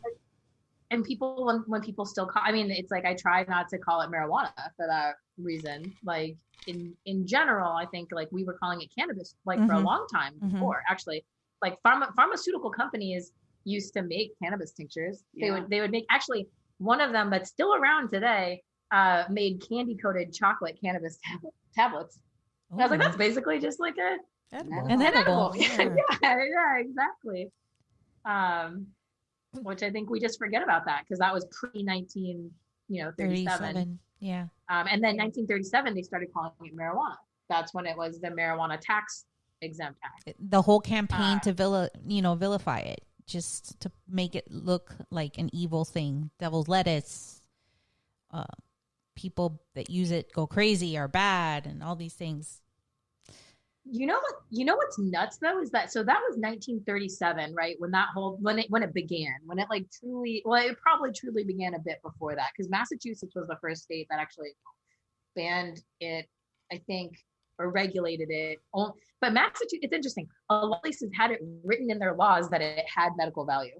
Massachusetts had it written in its law. The 1937 Tax Act, which made marijuana like illegal, was only for recreational. It actually still allowed medical use in the law, like written in the law.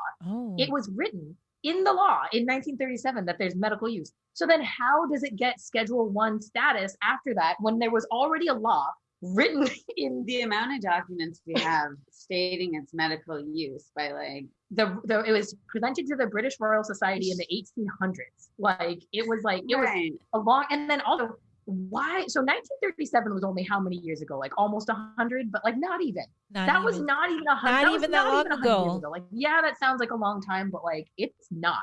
And like cannabis is being used medically. We have documented proof for thousands for the medical of years use before this for 4,000 plus years. Like that is even apart from what we use for medicine, just the plant in general, just the hemp products you can make out of it are the beginning I love this. The beginning of humanity's relationship with cannabis plant was as one of the first things we made rope out of. Well, exactly, sails and rope, and like it was one of our first. It was as humans, it was one of our first staple.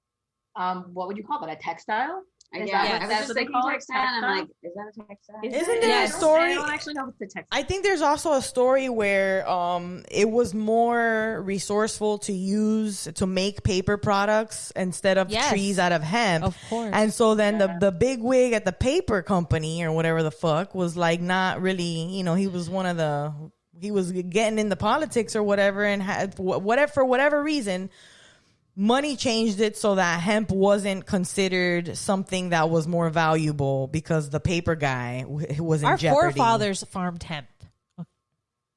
Hemp was a big part of our history as well.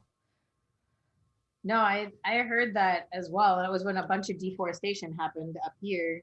Like there's tons of deforestation. I'm like, it's interesting because hemp is actually more, what is the word I'm looking for? Recyclable, like it's renewable. Resourceful. Sorry, that's like you can use it in like resourceful, like a bunch of different resourceful. Yeah, I can't. Yeah. That's not the word. It's not recyclable, but whatever. Maybe it'll come to me. It probably maybe tomorrow when it's too late. But no, you can use it for so many things. The seeds are fibrous food, like. I know the word you're thinking of too. Yeah. Now she's like, damn, I'm going to be stuck looking for that word. What do you think about the 7 seconds? Those are the best ones. 7-second videos on science. Like, what do you think? Like, what are your opinions on like sativas versus indicas? Like, I see people saying how there's really no longer really indicas and sativas, that they're just basically all hybrids now at this point. I'm sure there's pure strains somewhere. Like I'm sure There are. there 100%. has to be someone like, well, although the land race strains are almost gone, which is like a whole thing, but like so definitely like in the past, I mean the plants themselves look different, like the actual plant is very different in appearance, but in the past I would say it was way more true because hybrids didn't exist. And not only did hybrids not exist, but in the past, indicas grew in a very specific place and sativas grew in a very specific place. Right now, everything's kind of getting grown under the same conditions. And the environment makes like a really, really big difference. Right. So even, a lot of plants can be capable of producing the same suite of molecules, but maybe in different ratios. And that makes you feel completely different. So we might attribute that to the feelings of indica being kind of a downer and sativa kind of being an upper. But it's more of just like that ratio of chemicals that works with your body to make you feel a specific way. And then someone else, it might be different. So that's the other caveat, right? So for someone else, it could be totally different based on your endocannabinoid. And that's why, like, when I think people are starting off using cannabis, they're like, something that could be helpful is trying out different strains with completely different profiles and keeping good notes on them of like how they make you feel. Yep. And then you can, following that path of what makes you feel good until you find this perfect like strain or chemo bar that works well with your body. Or like a mixture. Like honestly, like I mix everything. Like almost everything that I like am smoking is like a salad. Like like it's just like a mixture. Like you can find what works for you if you like. It's unfortunately it's trial and error. That is something that is but doesn't your body also doesn't tolerance come into play in your body? Just like, let's suppose you go on a diet and have a workout routine and lose all this weight, and then you have like a plateau, and like, oh well, what do I do to break the plateau? Well, now I have to change kind of sort of the way that I eat again and like shock my body. Wouldn't that work the same for strains, where if you can find something that works for you for a while, but you might want to change it up because it's not gonna work the same after so much time of you doing it? And or your body, our bodies have like a really big propensity to make a new normal, or like it's called homeostasis, or like a homeostatic response. And like our bodies are very capable of like just getting used to something, right? Yeah. Like, and then it's used to it. Like you said, it's a tolerance. It's a very specific tolerance. But it's like more than that. It's also like the state that your brain is in. You know what I mean? Like it has to do with like our brains are always changing. Our brains are always going from like what it was yesterday to what it's going to be like tomorrow. They never are static. Like the receptors in your brain are never like, okay, there are always 20 of these here. Right, you're always making some. You're always down. You're hiding them essentially. Yeah, recycling them. And the way that your body decides how many receptors to recycle or not depends on the signaling molecules. The signaling molecules depend on any number of things: stress, diet, exercise, genetics, like. And I think the benefit of keeping like a weed journal is you don't need to like always buy the same strain. But if you say, oh, this 12% THC high in beta caryophyllene made me feel good and my stomach feels better after this, whatever. You don't need to keep buying that exact same strain, but that general profile might be something you might want to pursue in the future again, or you have it in your, armory of different things for when you're feeling that specific way. So like journaling how you feel can be writing it down is so key. The other thing is that if you start writing down how much you use on top of that, like just doesn't have to be exact, but just be like, that J is probably like, I don't know, 750 milligrams or something, right? I think it was like less than a gram for sure. But like just to know how much and be like, we split it, write it down, like know that. And like if you're writing everything down, if you're writing the profile down and then you write down how much, like it doesn't have to be exact, or you can buy a cheap scale for like $8 and it could be exact. But you write down how much it is, right? How much you're using. It's super easy then to determine if you're developing tolerance because you'll see the amount that you're using. If it increases, shit, my bank account sees the tolerance. Okay, my bank account tells me pretty good. This is hopefully before the bank account, right? And then you can. The other thing with tolerance that I talk about often is that like if you take, well, and then also you don't always need to take a tolerance break, but it depends on your use.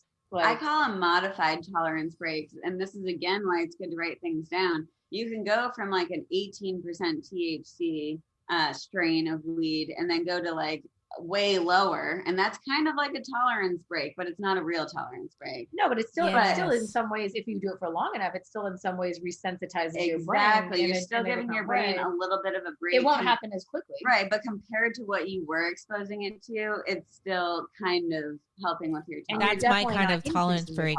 tolerance. You're absolutely not That's- increasing it. So That's like, the type of tolerance you know, break I need in my life. I get whatever you get at the dispensary. You're like, oh, this week the dispensary only has 14%. Oh, so I guess we're going tolerance on a break this semi week. and mini tolerance That's break. when you whip out your weed journal and you're like like- flipping through it in the dispensary. The last time I did try to do a tolerance break, during those days that I wasn't smoking, I was still doing CBD flower to at least, help a little bit, With the idea, the placebo of like, No, but you're also like, yeah, and then you're still also getting some of the effects of the plant, just not the THC. So I love hemp flower. Like I really love hemp flower. I have a question. I'm a big fan of it. I mix it though. Make it in salad. Oh yeah, it's really nice to mix it. I have a question about the temperature, okay? Because we're talking about how the temperature affects how you also ingest, whatever the smoke is. So I understand that when you overcook bud, you can turn it into CBN because essentially it's a higher temperature and it converts into CBN, right? Mm-hmm. So does that also depend on like the lighter and how hot it is or whatever you're using to light your flower? No matter what, I'm convinced that, and this is just from like what I've seen in my research, but I'm convinced that no matter what, if you're using a high temperature, it will be present. It's just about the amount. CBN. CBN will be present, like in smoke. It's just about the amount, like how much, and that has to do with like when you're breathing in. So like when you're using the lighter, sometimes you light it initially, but then it's cherried and you're not lighting it, right? And in that case, it's more similar to a joint where there's like an ember that's burning really hot, but then the area right beneath the ember is cooler, and then the area right below that is even cooler. So you have these different temperature areas.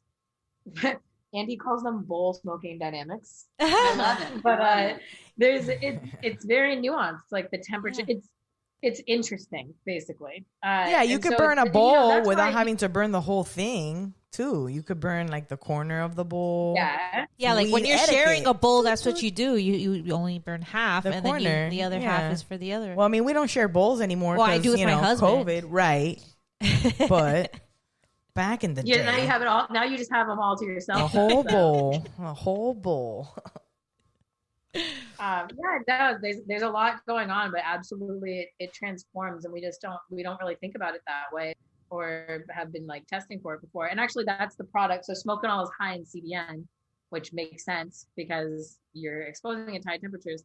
And it's interesting because, I guess the real thing I was interested in was just that I really feel differently from smoking, and it's way less anxiety provoking or paranoia-y feeling. I get those feelings from edibles a lot. And then I also get very cold, which is, I don't know if anyone else has experienced that, but that's a CB1 receptor related effect. You get really cold, like you're shivering and like. I get very cold and very gelatinous when I take edibles. Gelatinous? Like I literally will melt into the couch. Gelatinous. Yeah. I feel like Jello.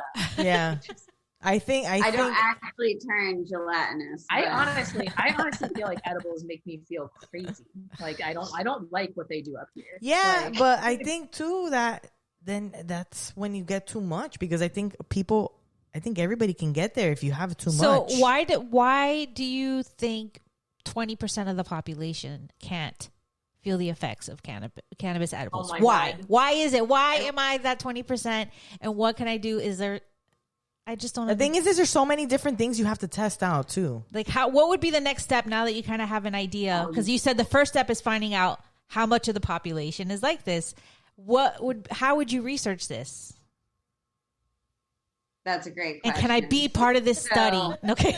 I mean, it would be really difficult to do right now. Also, we'd have to be like, send us your blood or whatever. Right. Like, We would need people's samples. I'm a phlebotomist. Yeah. I could draw your Honestly, blood. people on She's a TikTok, they like phlebotomist. I'm a She can draw my phlebotomist. blood. my body. We have resources, so if you guys need blood, I've actually told a lab there that, so the one thing I will say is that it's very difficult to work with human samples. Yeah. It's just really difficult to work with human samples because there's like huge, I mean, obviously for good reason, there's like huge ethical oversight and like a lot of paper pushing and a lot of money, like A lot of money. expenses. Yeah. On top of that, there's the whole like cannabis thing. But it would be so interesting to know. I think there's two options. I agree. Do we agree with the same option? I don't know. All right. Okay, I'll do the first one of them. I know the one you're going to say. Well, you know what? Okay. Well, Okay, how do you you go know? first, How do you you go know first. which one I'm going to say? Okay, well, whatever. Because she can, you Yeah. guys got a connection. Yes. Okay. Okay. Yeah. Okay. Never mind. She knew what I was going to say. But okay. So all like people who can feel edibles make 11-hydroxy. This is the first phase of metabolism. It's called phase 1. There's another metabolite that gets created, and it's called. It has a non-good name. It's like a norcarboxy. But basically, it has one more oxygen atom, and it's inactive. And for people who can feel edibles, like we make like maybe like 1% of it. Like, right, we don't make a lot of that. But like one of the theories is that people who can't feel edibles, your body is making only that inactive. So it can either make the 11-hydroxy, the one that makes you feel more high, which is the reason a lot of people feel more high from edibles, or even subsequently later in the metabolism, it will later produce this other metabolite that doesn't make you feel high. So the question is, are the people who don't feel edibles, are they only producing the molecule that doesn't get them high and they're not able to produce the one that does? So they take the THC, which is active, and then their body immediately turns it into something inactive, basically. Oh. Right. They have to be doing something to it. They're liver enzymes that are like metabolizing it. The liver enzymes have to work, or THC would just be floating around and then you'd feel high again. So like something's happening, but the question is what? What is it? And how can we stop it from happening? Yeah, but you know what? Then there's the other theory of like what this happens to me. I feel like my tolerances changed, so it's different for me now. But sometimes it's also the timing of when you eat, because it has to be processed by fatty acids, right? So if you haven't eaten anything and you just eat an edible, the THC doesn't have anything to bind I was going to talk to. about fatty acid binding proteins. Right, so it doesn't have anything to. No, you can go on that. Oh, okay. Then you talk about the keto thing. Okay. So fatty acid binding proteins are these little basket-shaped proteins that actually shuttle around. Their job in the body is to like dissolve fats and like because the endocannabinoids are fats. Like we have tons of fat molecules in our bodies that are signaling molecules. And so the FABPs, fatty acid binding proteins, they're these little spaceships. They shuttle those around, and they're proven to shuttle around the cannabinoids as well, like CBD and THC. And so it's not known, like with these two, like it's not known how it works where they bind to more than one at the same time. Do they compete with one another? Does the presence of one of the different fats, like you're talking about, right, like eating a different fat, does the presence of that fat increase the number of fatty acid binding proteins? Yeah. Because it does. I mean, like in terms of like, not for cannabis, that hasn't been looked into, but. And I don't know if we've talked about this before, but what do you think like a first step in a study would be? Do you think it would be like analyzing people's urine to see what metabolites from the THC are present? Or do you think like a liver enzyme study? It's so hard because a majority of the cannabinoid metabolites get sequestered in the fat. It's so difficult. It's very, very difficult. There's like a depot effect. So blood is really better than urine, but blood is way more invasive to get, right? Yeah. Like that's so like my first instinct of what I thought the first step would be blood. Okay. But I'm not clear. I'm also not a metabolism person. That's coming from the mindset of being like, I'm not clear what's cleared in the urine versus the feces. Like, because so our body clears metabolites in two different ways, right? Like number 1 and number 2. Yeah, Like, literally. literally. And so but there's 2 different ways. So if you're only testing the urine, Oh, you're right. right, you might not be getting like the whole picture. Test I both. feel like there's something hidden in our genetics too. I think so. Oh, Man, that was lots of fun. That was our interview with Riley and Miyabe. You can find Riley at Canna by Chem and Miyabe at Miyabe PhD on Instagram. We'll also link them in our show notes. And they also have the company. Miyabe's company is www.smokeandall.com. So definitely check them out. Follow them on TikTok too. They're lots of fun. Their content is very educational, and I love Yeah. when I find one. They talked about, Miyabe had one recently about the effects of cannabis and coffee, which we talked about a little bit in the interview. Yeah. So yeah, and they're going to join us. Yes, on live they will tonight. be on live tonight, or Wednesday. What is the date? What's Wednesday's date? The 28th. Yes, the 28th. So if you are listening to this before the 28th or on July 28th, please hang out with us tonight at 9 p.m. Eastern on Instagram. We thank you for listening to the Pot Smoking Moms podcast. We realize that you have so many podcasts to choose from, and we are so lucky to have you as listeners. We're also super lucky to have these wonderful patrons that we communicate on a regular basis. So special thank you goes out to Yanni Reyes, Destiny Adams, Lauren Hadsel, Jesse Reyes, Christy Rodriguez, April Collins, Terry Grimsley, Shelby Gleckler, Denise Caceres, and Liza. Thank you guys so much. Become a patron for early access to episodes. You get additional content and full uncut versions of the interview. Yeah, you're going to want to hear and it. Riley. We go into like ghosts and all sorts of Yeah, crazy we talk stuff. about ghosts and radioactive frequencies. No. Alternate dimensions. Yeah. So become a patron. We also have Zoom smoke sessions. Subscribe to our podcast, rate, review, just do something that shares us with everybody, pushes our content out, let's get into as many ears as possible, and together we can break the stigma. Potsmokingmoms.com is a website. You guys, thank you. Bye. Bye.